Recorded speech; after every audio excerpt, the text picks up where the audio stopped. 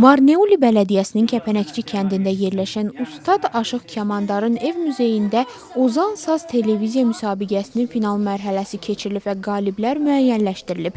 Müsabiqə çərçivəsində seçilmiş iştirakçılar münsiflər heyəti qarşısında öz çıxışlarını təqdim ediblər.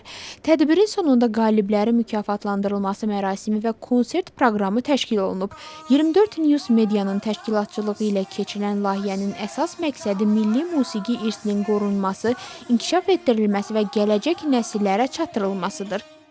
Bugün Marneoli'də Ustad Aşıq Kamandarın ev muzeyində bizim Ozan Saz televiziya müsabiqəsinin mükafatlarının təqdim etmə mərasimini qeyd edirik. Əlbəttə biz 2 ay bundan öncə Ozan Saz televiziya müsabiqəsini elan etdik və burada ümumilikdə 20 nəfər iştirakçı var idi və onlar arasından yarışmaya 12 iştirakçı seçildi və bugün isə 2 ay davam edən Ozan Saz televiziya müsabiqəsinin artıq qalibləri mükafatlandırılır. Gürcüstan hökumətinə yaradılan bütün şəraitlərə görə dövlətimizə təşəkkür edirik və ümid edirik ki, bu kimi dəyərli müsabiqələr bundan sonra da davam edəcək. Təşkilatçılar bildirirlər ki, bu cür layihələr ənənəvi sənətə marağın artırılmasına, həmçinin gənclərin milli mədəni dəyərlərə daha yaxından bağlanmasına xidmət edir. Tədbirdə yerli sakinlər, mədəniyyət xadimləri və dəvət olunmuş qonaqlar iştirak ediblər. Çıxış edənlər milli mədəni irsin qorunmasının vacibliyini vurğulayaraq bu kimi layihələrin davamlı keçirilməsinin əhəmiyyətini qeyd ediblər. Türk dünyasında nə qədər ölkələrdə ki, ozanlar var, ozan aşıq sənəti var.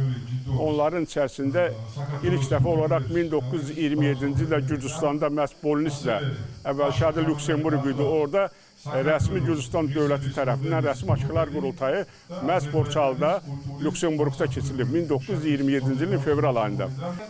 Bugünkü müsabiqəyə gəlincə demək istəyirəm ki, 24 Nevis Azər müəllimin rəhbəri ilə təşkil olunmuş bu müsabiqə xüsusi planlı şəkildə quruldu. 2 aydan artıqdır ki, bu müsabiqə davam edir. Seçim biraz çox çətin oldu, çox ağır oldu. Amma nəhayət gənclər öz sözlərini deyən gəncləri münsiflər heyəti seçdi.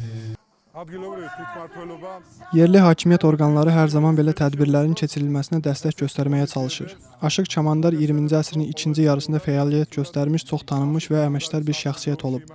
O, müxtəlif ölkələrdə mükafatlara layiq görülüb, həmçinin Gürcüstanın şərəf ordeninin sahibidir. Bundan əlavə ona Azərbaycan əməkdar mədəniyyət işçisi fəxri adı verilib. Belə bir insan həqiqətən də layiqli ehtiram və hörmətə layiqdir.